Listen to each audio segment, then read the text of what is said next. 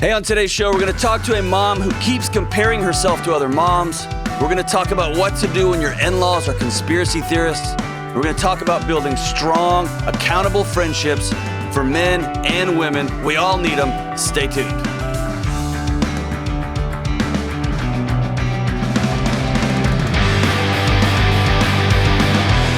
Hey, what's up? What's up? This is John with the Dr. John Delony Show. And I never had to knock on wood, but I know someone who has. Remember that song? Makes me wonder if I could. Man, Brendan Herson got me into ska music back when I was in high school, dude. That song was so good. Never had. Love it, man. Hey, we're so glad that you're with us. We're talking about mental health, relationships, work, anything you can imagine. We're talking about on this show. I'm so glad you're here. Hey, we have crossed the million. We had our best month again in our production meeting the other day. The numbers guys, the zeros and ones guys said, man, it's just becoming a broken record if we keep breaking records after records every month after month. So thank you so much for joining us and for walking alongside us. Couple of cool things. Number one, dude, my favorite band of all time, Social Distortion. They just celebrated their 40-year anniversary. And I guess I don't know who, one of the board members, Blake here, is a music aficionado. And Social D did a partnership with Madison Sunglasses. The sunglasses I buy are usually $5 at Home Depot. And these are fancy pants, man. And he gave them to me as a gift. Fancy sunglasses and Social D on my face, on my big giant square head. Man, shout out to Blake. Thanks for making my dreams come true. And James, this is a big moment for the show.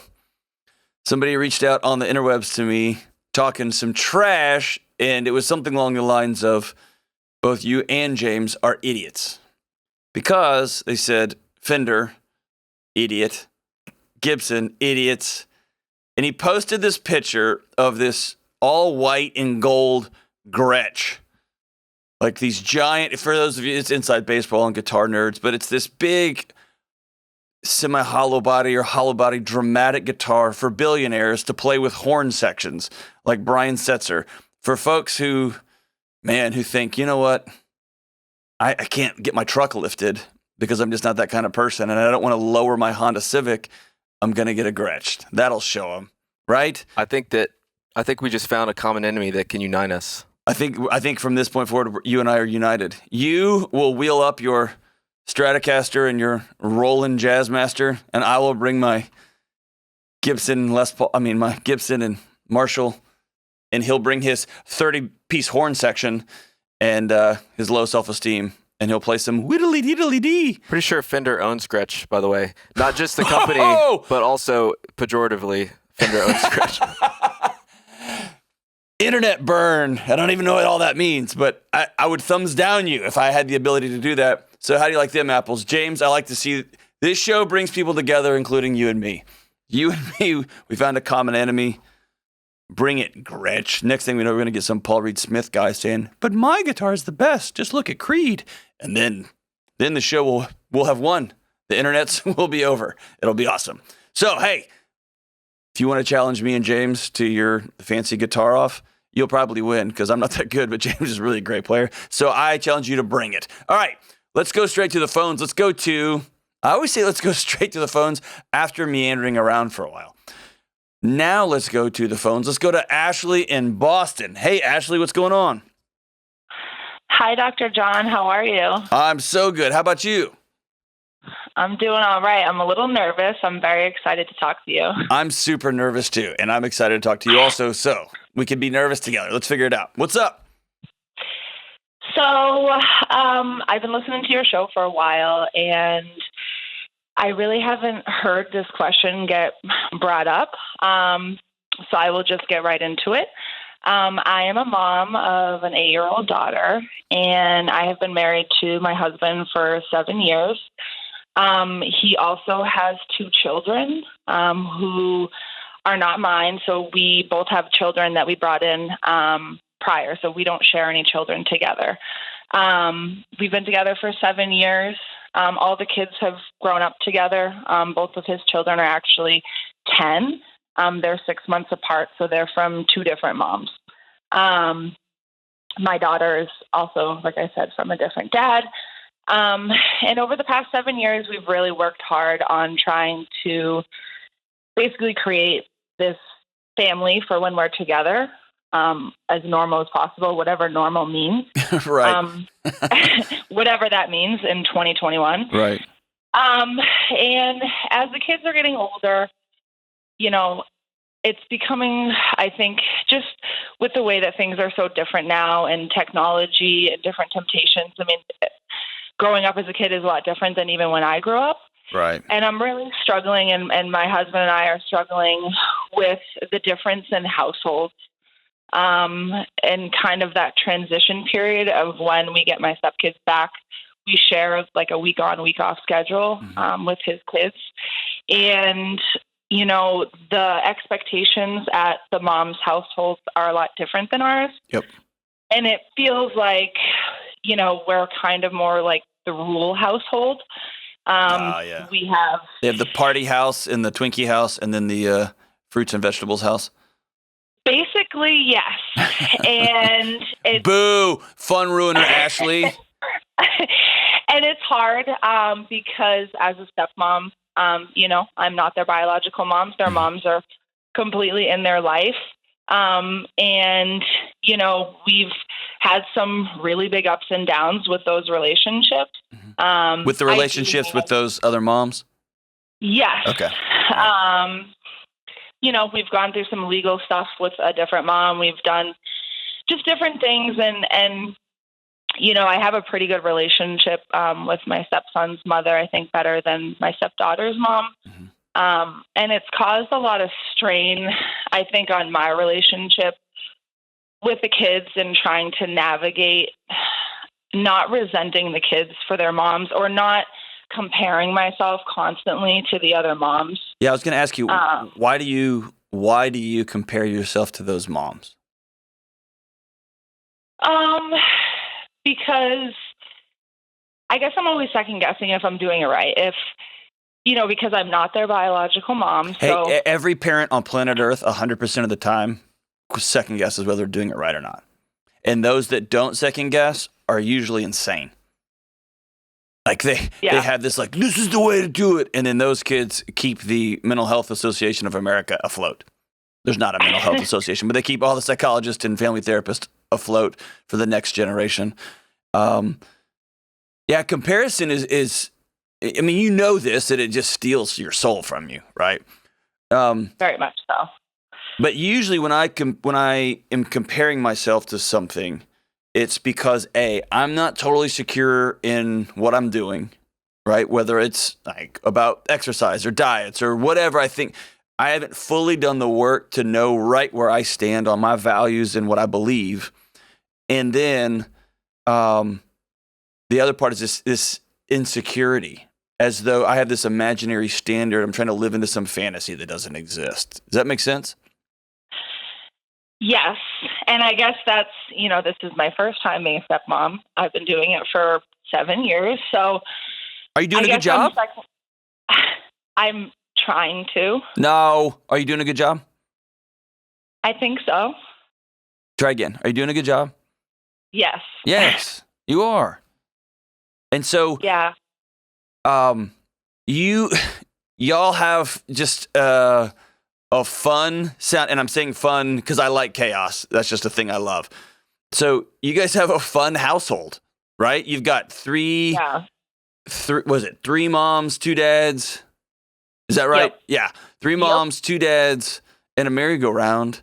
And y'all are trying not to get dizzy on a merry-go-round. And so that's always going to be hard. And at the same time, you're going to have more opportunity for adventure and vomiting and laughter. Does that make sense? It's all of it, right?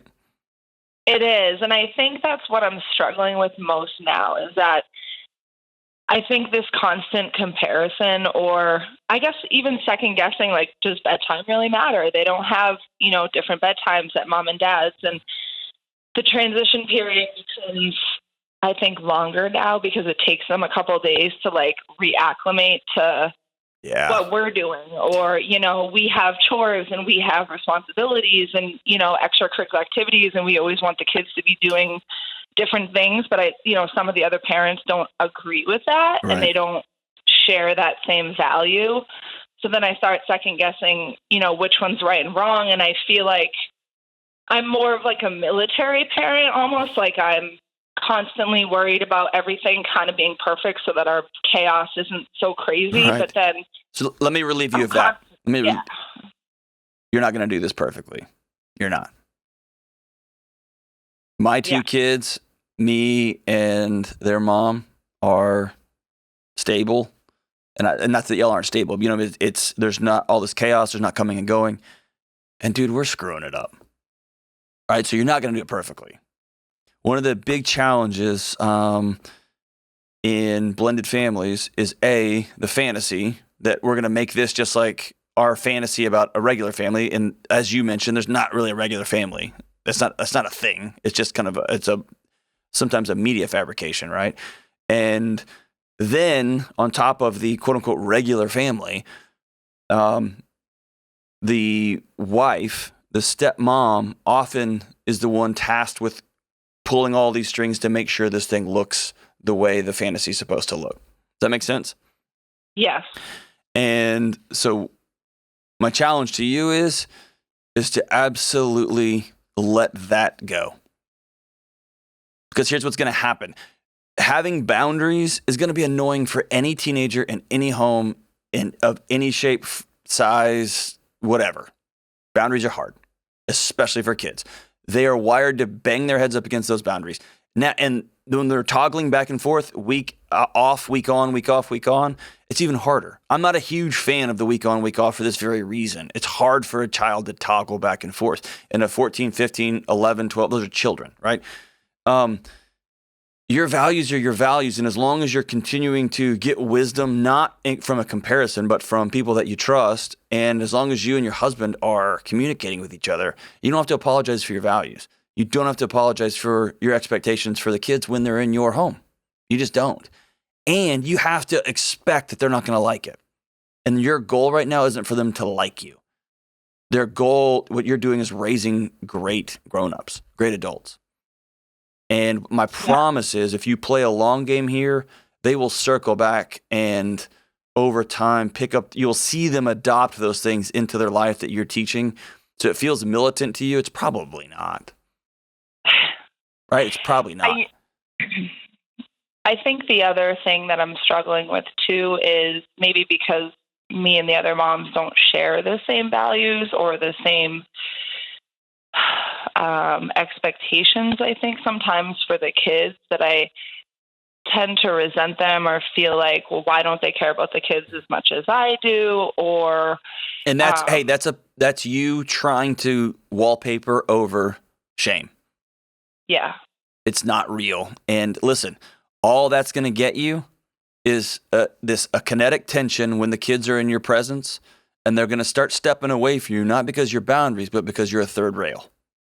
And you're going to start asking those questions. Hey, well, what about, and how about, and they're going to hear you grumbling. They're going to see you roll your eyes. And then suddenly you're going to put them in a position to have to choose between this woman who my dad loves, so we clearly like her, or we pretend we don't, but we do.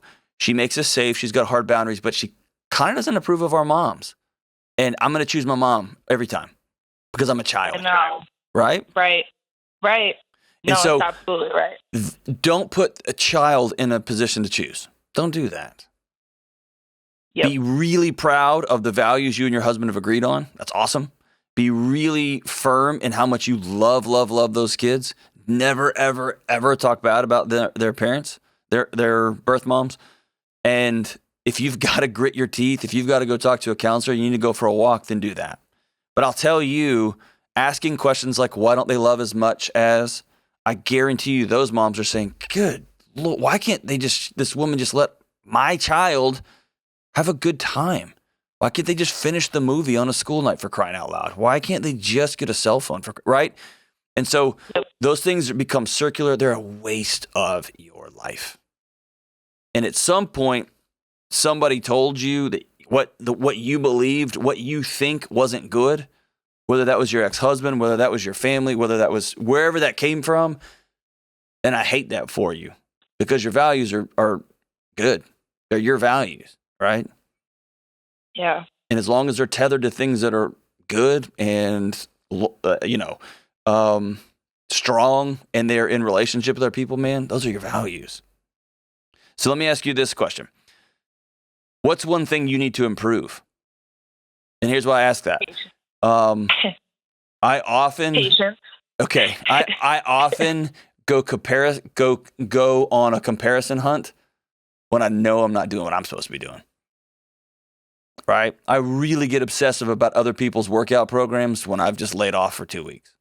I get really critical of the way somebody looks in their shirt or the way somebody's eating at lunch when I've let my diet go to crap, right? So I'll ask you, what's something that surfaced over the last year that you're really getting self-conscious about that's making you go on the hunt for what other people are doing wrong in their lives? I think patience. You said patience. Tell me about that. Yeah, and I mean, I think being a working mom, on top of all of it, and you come home and everything's crazy and you're just trying to get tasks done. And when things go out of that and, I tend to lose my patience and I don't feel like I give the kids enough of my attention when it's that time. And I know I've heard you talk about that, about dedicating certain times, you wear different hats at different times. And, I think I'm just not enjoying, everything feels like a task. Yeah. And I think that's, part of this parenting journey, but it's not fun anymore. Even when we go to do stuff where it just always feels like everything's being compared, or just for instance, say we're going to go take the kids to the zoo, and on the ride up there, one of them might talk about the time they went to the zoo with their mom, and that's all they're talking about the entire time. So that's what I mean by it never feels good enough sometimes, that no matter what gift, no matter what I say, no matter what I do, and I think the kids do that automatically just because they're kids and you want to talk about fun things you did with your friends. So here's something important for you to know. I love that you just told me that. So number one, you just called yourself out, right? This isn't fun anymore. This is hard. Yep. Running a blended family, managing all these different parents, trying to love 2 10-year-olds and a 7-year-old is chaos in the best of circumstances, right? Not to mention a messy circumstance like you guys have, okay? Exhale through that. You're in a season. It's like you walked outside in the middle of winter and you just think, I'm going to freeze to death because this is never going to warm up. I promise it is, okay? A great thing you can do for yourself is to begin to think, I'm going to default to relationships, not task. What's the silliest thing we can do right now? Or, hey, everybody in the house, I just got home from work. We're going to have 15 minutes. I'm going to bomb everybody with water balloons, or we're going to do a 15-minute, everybody clean up, and then we're going to go do something. It's not fun for you. It's not rest for you, but it is default to relationship. And my promise is on the back end of that, you will feel better than coming home and trying to crack a whip, get everybody to do their task, make sure everything's checked off and everything looks the way it's supposed to quote unquote look. The second thing is that very common in blended families is this pressure a 10-year-old feels to not abandon mom, to not abandon dad wherever they happen to be. And so when they go to the zoo with you, there is a part of them that feels like they are abandoning their birth mom. And so they have to surface that. They got to bring that up so that they can let themselves know, I still value her, even though I feel really safe with this new woman, Ashley. Even though I feel really excited to go with her to the zoo, I want to make sure I'm not letting go of mom. Does that make sense? That has nothing to do with you and everything to do with a 10-year-old feeling like their world's coming apart. Yeah, and that's, I think, where I'm struggling, where I feel like I'm having feelings towards the kids, even though I love them, but it's this constant comparison or listen. Do you love those kids? Yeah. Do you love those kids? Yes. A lot? I do. Okay. I believe you. And so when you hear them talk about their birth moms, the most loving thing you can do is to say, you are so lucky to have a mom that will take you to the zoo. You've got 2 moms taking you to the zoo. The luckiest kid ever. Right? Tell me about what you and your mom like to do at the zoo. Lean into it.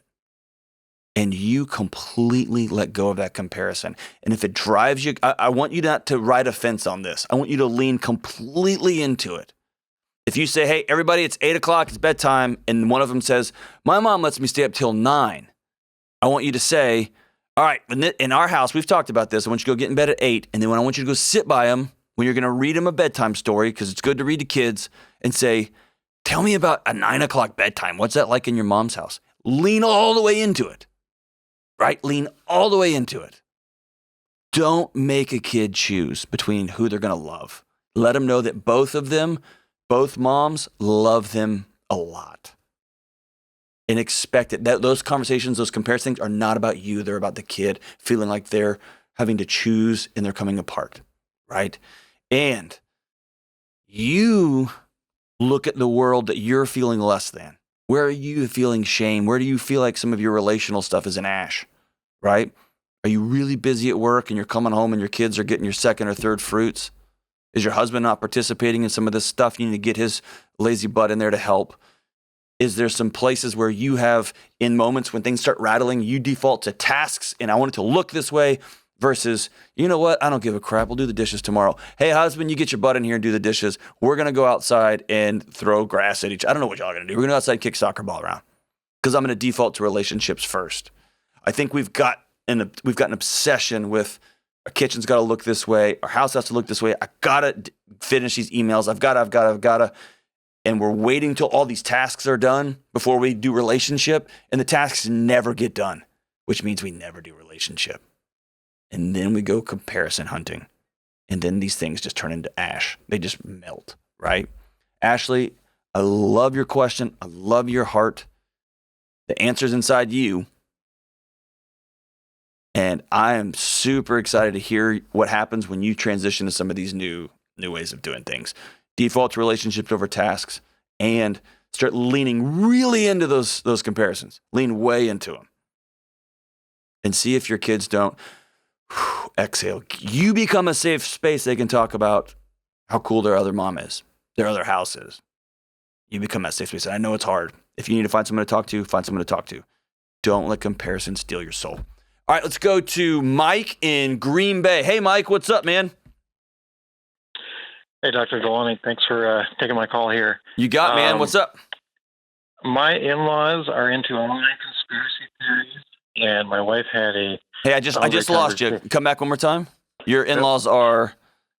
into online conspiracy theories? Yes! Okay, tell me about it. I love those. It's kind of everything. It's the election, it's vaccines, it's monetary system, child sex trafficking, kind of everything all in one. My wife had a boundary conversation with them that went very poorly. Okay. And we kind of patched it up a little bit, but it's extremely awkward talking to them. My wife is struggling because she doesn't know who to talk to without making her parents sound crazy. And, we're trying to figure out how to move forward with the relationship. How did the boundary conversation go? Like, I don't want y'all to talk about this stuff anymore with me. I'm tired of hearing it. Like, how did it go? Yeah.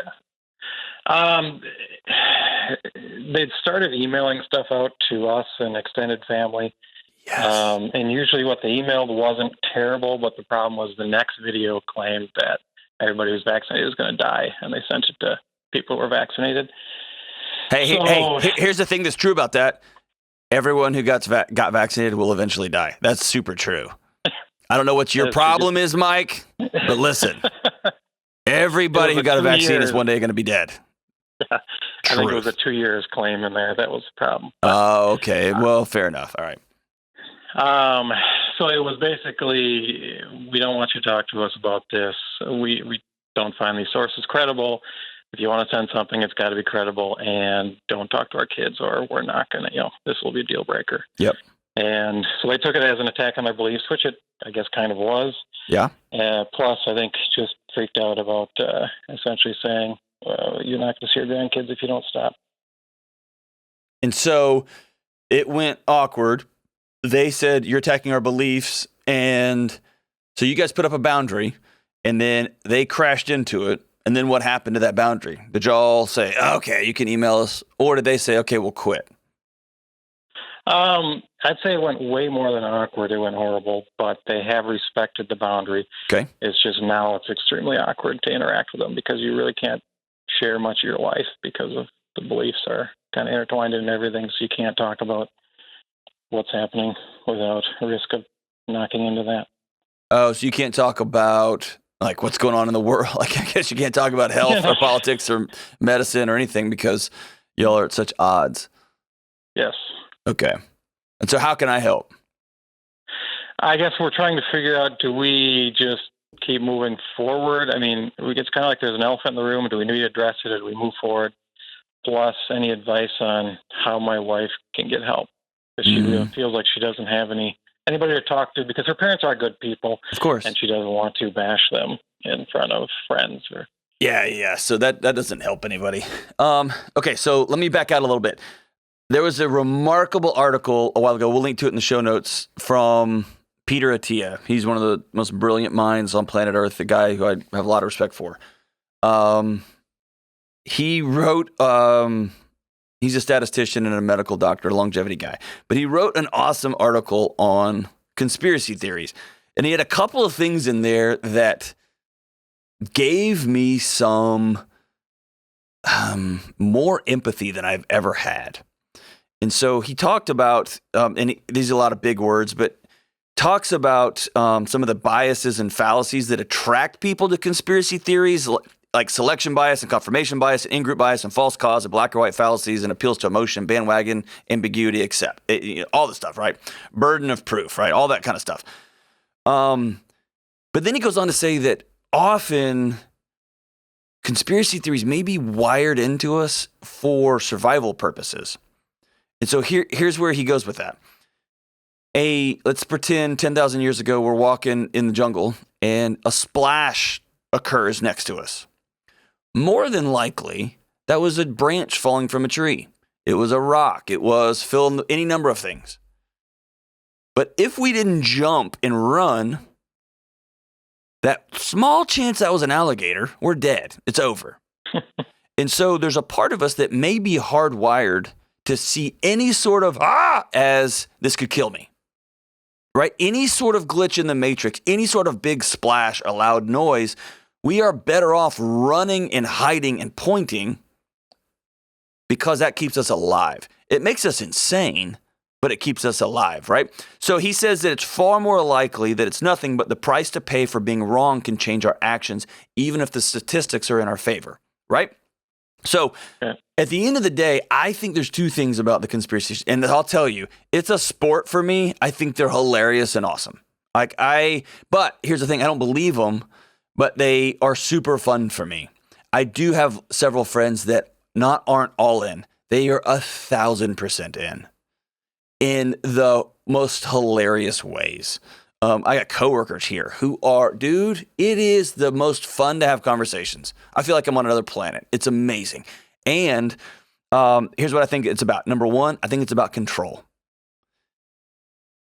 It is really hard for us to step back and swallow the fact that a volcano may erupt and just kill us all. It may be really hard for us to swallow the fact that, man, somebody on the other side of the world ate something and it spun up a virus, or even scarier, that there was a lab working on something and it accidentally got on a couple of guys and they just went to the store and then the whole world shut down. That is so terrifying because that proves to us we don't control anything. And so the only thing we can do is double down on, oh, no, this is a giant plot by people who know what they're doing to kill us all. Does that make sense? Mm-hmm. That's how I can't live in a world where Lee Harvey Oswald, just some oddball, climbed up in the top of a library and shot the president. I can't live in a world where a guy's that good of a marksman, I have to live in a world where there's this massive, huge conspiracy that covered all that up. Because if that can happen, the world we are spinning on is on a razor's edge at all times, right? This happened at the Capitol and on the January 6th thing when the when those guys tried to take over the Capitol. Now, I don't want to get into the politics of all that, but what blew my mind was I always had this idea, and I don't know what it looked like, but that if you ever just tried to storm the U.S. Capitol, there was like lasers built into the ground that just zapped everybody. I don't know what I was thinking, but I didn't know you could do that, right? I didn't know a group of people could just run across the lawn and climb the walls of the Capitol. I just thought that like Navy SEALs would fall out of the clouds and, right? And so either I have to believe one of two things. Oh, crap, that can happen. Like a group of people can just get on the White House lawn and charge. Or that it was this big thing and that there was, all these things were shut down and we had to. Does that make sense? So living in a conspiracy world is actually a safer world sometimes because it adds order to a potentially really chaotic existence. And here's the second thing that is also on top of that, is that when we don't sleep and we stay glued to these screens and we are anxious and anxious and anxious, anxiety makes us meaning-making machines. It spins us up and we get obsessed with trying to connect dots, almost like a beautiful mind. So we get to these feelings that we're having, our body's alarms that are set off. And man, we have all been so exhausted and frustrated and angry and scared over the last year. And it's just given me some real compassion for folks. And dude, I've got them in my life. I got family members. I got coworkers. I know exactly what you're dealing with. So here's the good news and the bad news. I'll give you the bad news first. You guys laid down a boundary and it's up to y'all to hold it. And the promise of boundaries is that it keeps y'all safe. It does not mean it keeps you comfortable. It doesn't mean that it keeps you friction free. And that's hard, right? Yep. The other side of the good news is y'all laid a boundary down and I'm proud of you guys. What I think would be bold and brave if they would do it, and this is the rare person that can do this, would be if you and or your wife circled back and said, hey, there's a tension now. We just said we don't want to talk about this stuff anymore. And now I feel like we can't talk about anything. And I don't want to lose y'all's relationship. And at the same time, these things are hard for us to swallow. How's the last month for y'all been? And listen to them and let them speak it out loud. Does that make sense? Not everybody can do that, I know. A lot of times when boundaries get put up, people smash their heads up against them. They get angry, they get mad, they kick and scream, and all of a sudden they think, oh gosh, someone precious who I love is on the other side of that boundary and I'm not going to lose that. I may be crazy, but I've seen that in my own family. I've seen that in my own personal relationships. That may be too soon for you guys. And you guys have to make peace with it. It may just not happen. It may not happen. Yeah. I am interested in this. When you guys said, hey, we're not going to have you talk to our kids about this crap. We're not going to talk about this stuff. What did they say? You don't love your children. How dare you? Like, what was their response? No, they actually, they agreed to that. They respected it. They didn't argue about that too much. So where's the awkwardness coming from? Is it now coming from you guys? Y'all laid down the law and you won? And now you guys don't know what to talk about? Yes. So are there things you want to talk to them about? Well, I mean, the struggle is we have public-facing jobs where you have to take COVID serious, so we can't talk about that. You can't talk about much work. Pretty much you're down to talking about the weather. And it's just like what... Do y'all interact with them a lot? Yeah, we used to daily. I mean, they live quite a ways away, but we used to talk to them daily. It's less frequent now, and we used to have a very close relationship with them, and I think that's probably the loss there is hard. Yes, I agree with that. So here's two things I'm going to throw out there.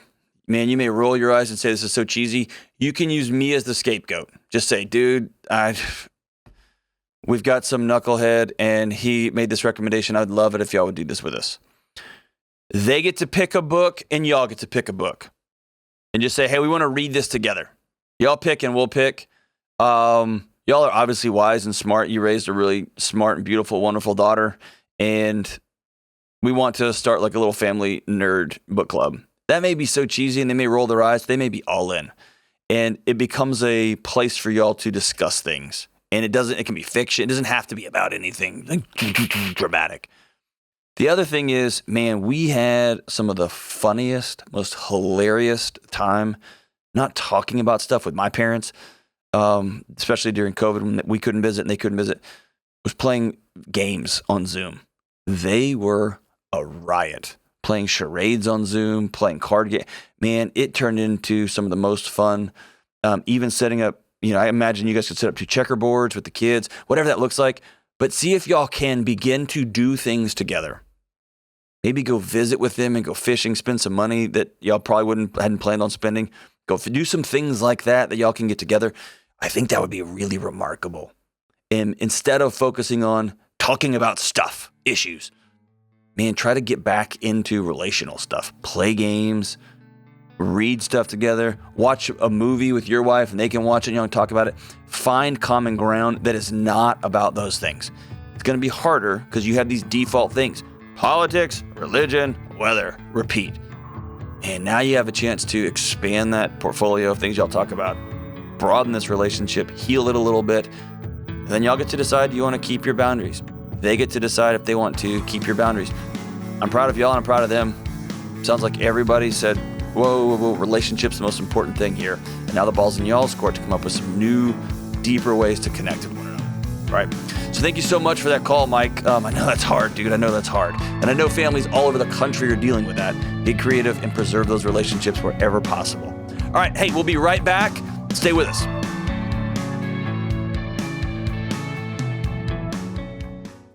Hey, I want to take a quick break and talk about something important, your mental health.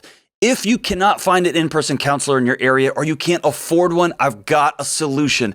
I've partnered with BetterHelp for customized online therapy for you. Video chat, phone, or even text chat counseling with licensed therapists that are going to help you become a better version of yourself. Help you get on the road to being well. Go to betterhelp.com/Delony for 10% off your first month. This is less expensive than traditional therapy and you're worth it. betterhelp.com/Delony. Take care of yourself. Start today. All right, let's go to Kyle in Los Angeles. Kyle, respect my authority. What's up, dude? How we doing? Hey, I'm doing great. I just got to talk to Kelly Daniel and now Dr. John Delony today, and it's not even 7:30 a.m., so I'm having a great day already. Hey, listen, I got to talk to Kelly this morning, and my day got better, too. So I absolutely know what you're experiencing.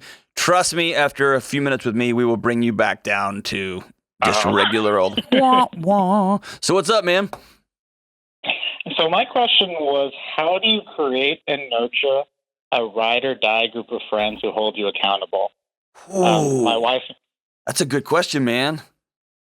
Yeah. Thank you. And my wife and I have been listening to your show since the first episode. We hear you and Dave talk about that all the time. Yeah.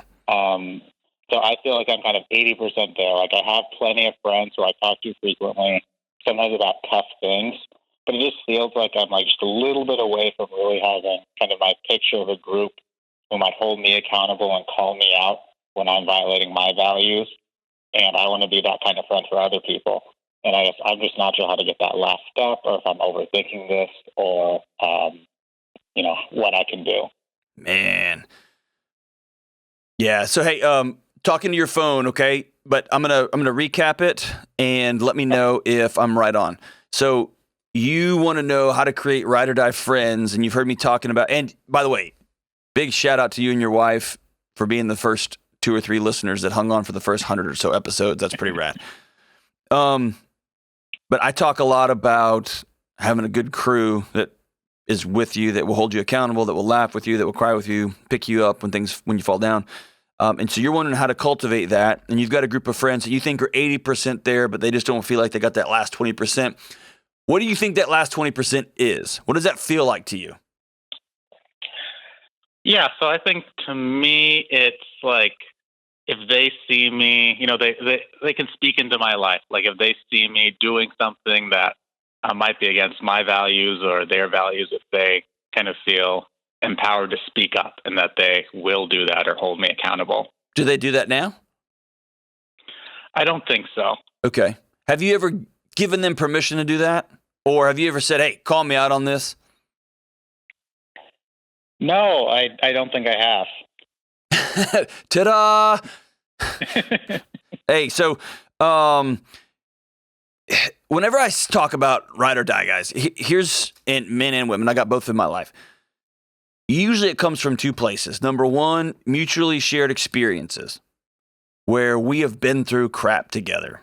Coworkers, and all of a sudden the boss quits or fires a bunch of people or suddenly passes away, or there's a car wreck and everybody's got to just rise to that occasion. So you can't really plan those things. They happen. And then you look around and the smoke clears and you realize, I got a group that's walking alongside me in this deal. The other, so you got mutually shared experiences. That's why a lot of people stay connected to their childhood friends forever, or they stay really connected to their college friends because everybody got picked up and from their homes, everyone they knew and loved or everyone they hated and whatever, and they got dropped in a box in a dorm. They all shared a bathroom together. And you just got to figure it out, right? Or that's why military buddies stay together for years and years and years, or police officers or firemen, EMS. They have these shared experiences, man, and it is like they've literally had to ride or die together. And so shared experience is one. Those get harder as you get older, right? That's why you end up being just friends with like little league dads, or, you know, you sit by the same people in a lawn chair next to a soccer game and you become friends with them. That becomes your shared experience, which is really a watered down. Watching fifth graders run around on a soccer field is a watered down. It's not really a shared experience, but it kind of is, right?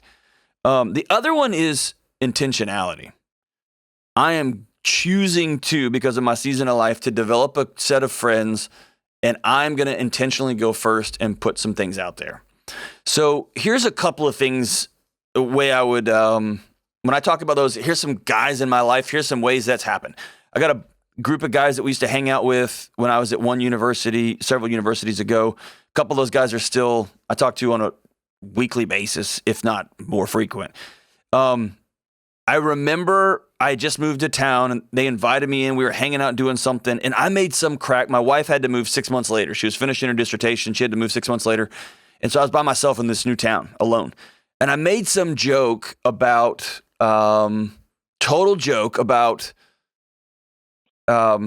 dating while I waited for her to come. There's some just stupid pop off, whatever. And my buddy, who's one of my best buddies now, looked at me and said, "Hey, we don't know you that well. You don't know us. So just so we were clear, if you ever cheat on your wife, you better hope to God she finds you before we do." And they all just smiled at me. And I remember going, whoa, okay. You know what I mean? And so what I'm telling you there is it was a highly intentional, these were friends. These were guys were being silly. They knew I was kidding. Good God, I was totally kidding. But just in case there was anything that wasn't clear, here's where we stand on that. Does that make sense? And so it was highly intentional. And then we ended up having some shared experiences. And we were intentional about meeting every week. We were intentional about being around each other's kids. We were intentional about doing fun things once a month. You know, we all watched the fights together, whatever. And then we had shared experiences on the back of that. Eventually somebody's house catches on fire. Eventually somebody needs help doing something in their yard. So we had these shared experiences together.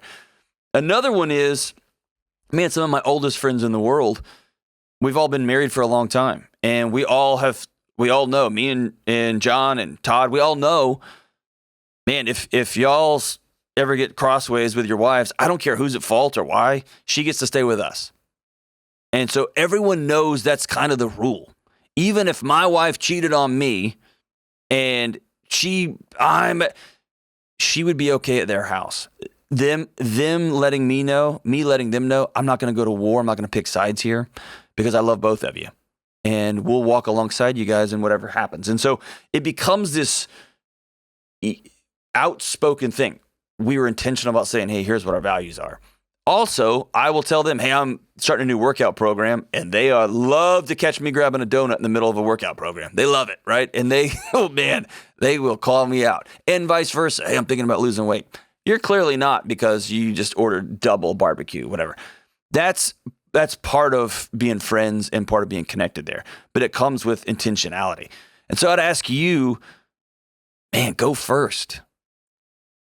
Go first. Does that make you nervous or uncomfortable to do that, Kyle? It makes me a little bit nervous, but I think not too nervous to actually do it. Okay. I would love to see if you got some friends that you think are 80% there. That to me is 1,000,000% worth the risk. What do you got to lose? Because, hey, if they're not those guys, Quit wasting your time, man. Quit wasting your time. If they are, call them together and say, hey, I'm going to start working on these 2 things in my life, whatever it is. I'm going to start lifting weights. I'm going to start going on date nights with my wife. I want to be a better husband. Whatever you want to do, pick a couple of things and then call them together and say, I want you all to call me out on this stuff. I trust you guys. I need some accountability. I don't trust myself all the time. I want you all to set up to help me with my boundaries. My gut tells me, dude, they will be all in. And you can tell them, y'all can make fun of me. You can laugh at me. You can email me, text me, give them the boundaries and then ask, is there anything I can help you guys with? And they may say, no, you weirdo. This whole thing's weird. Why are you inviting us into this? Ugh, gross. Let's just play Pokemon or whatever you guys are doing. And let's just go back to Fortnite and quit speaking. My gut tells me they're going to be jazzed for real. Does that sound cool? Yes, I think they will be happy, actually. Okay, so here's the plan, Kyle. I want you to do this. I want you to don't be all weird and dramatic about it. Don't send them like notes and say, hey, guy friends, this weekend I want to have a talk about our values and accountability. Don't do that because that'd make you weird. But y'all go out, go watch a fight this weekend, or y'all go hang. I don't know what y'all do. Like, I'm just dragging you into my world. Y'all get together and go do something. And then say, hey, listen, here's 2 things I'm going to work on. Do that. I want you to write me back and let me know how that conversation goes. If I totally just blew it for you, then I will commiserate with you and I will announce to all 106 listeners that I screwed up. My gut tells me they're going to be all in and they're going to be jazzed about it. And then you're going to have to be able to accept the accountability when they start making fun of your eating choices or your workout choices or how you are not being as good a husband as you probably should be. And so on and so on and so on and so on. Invite your wife to do the same thing. In a relationship, if you're ever stuck, marriage, parenting, friendship, go first. Go first. What are you waiting for? What are you waiting for? Go first. You're going to find out that those relationships weren't what you thought, or you're going to be the first person to extend a hand and start healing that thing. But go first. Got nothing to lose, man. You got nothing to lose and everything to gain. Awesome question, Kyle. Thank you so much. And thanks for letting me talk about my 2 or 3, 4 guys I love. Kevin and Michael and John and Todd. I love it. Man, it's awesome. All right, as we wrap up today's show, dude, we're going to go straight into the romance. Straight into the romance. Sometimes when I say this song out loud, I just get all teary. James Kelly. It's in my heart. Whew. Off the 1987 Slippery When Wet album, Bon Jovi. Kelly threw him up. I'll throw him up with you. The John Bonds says this. As I sit in this smoky room, the night about to end, and I pass my time with strangers, this bottle's my only friend. Remember when we used to park on Butler Street out in the dark? Remember when we lost the keys? And you lost more than that in my back seat. She lost her jacket and her baseball cards and her lunch and stuff. Remember how we used to talk about busting out? We'd break their hearts together forever. Never say goodbye. Never say goodbye. You and me and my old friends hoping it would never end. Never say goodbye. Holding on to never say goodbye on the Dr. John Delony Show.